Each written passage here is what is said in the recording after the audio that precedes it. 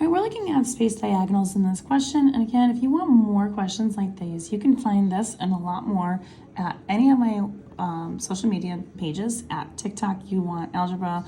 You can do that also in my Instagram as well as my YouTube channel. And both YouTube and TikTok, you can find these in my Pythagorean theorem playlist. And like I said, there's many more other videos where you can find. So we're gonna get ahead and get started here.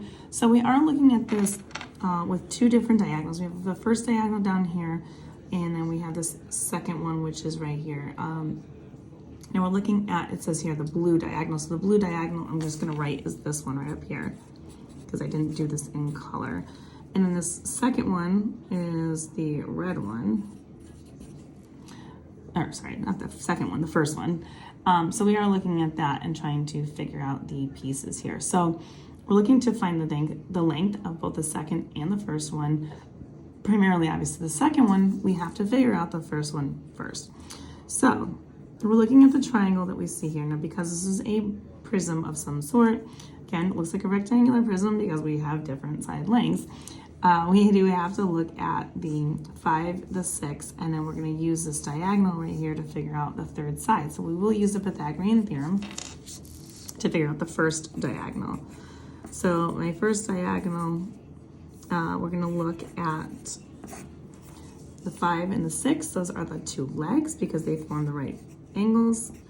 We will go ahead and add those together to get our c squared. So we got 25 is 5 times 5. 6 times 6 is 36. And that gives me my c squared.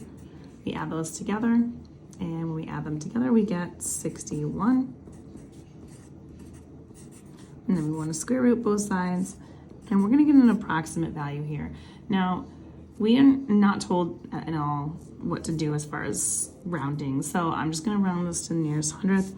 C is approximately, if I do the square root of 61, 7.81. And we're talking about meters in this problem. So that would be what the first diagonal is. So I'm just going to kind of write that in here so you can see that. So 7.81 meters right there. Now, in order for me to figure out the second diagonal, what I do have is yet another set of legs. I have this leg this time with this leg. So these two form a right angle, and we're finding the c squared here, the second diagonal, in that problem there. So we're going to go ahead and we're going to do the second diagonal with those two components.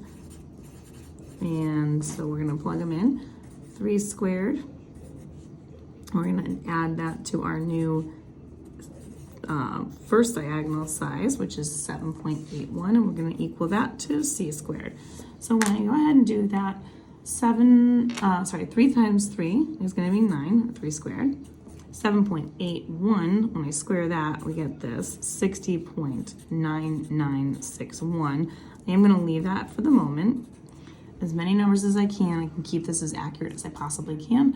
So we're going to add those two together. We end up with 69.9961, which is equal to c squared. And then I'm going to square root this and now do the finalized answer in the nearest tenth. That's what I usually like to use when I do this.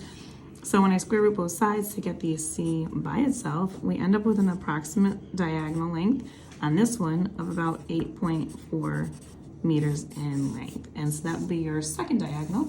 And if you want more questions, like I said, find them on Instagram, YouTube, or my TikTok, YouWantAlgebra. These are going to be in the Pythagorean theorem playlist.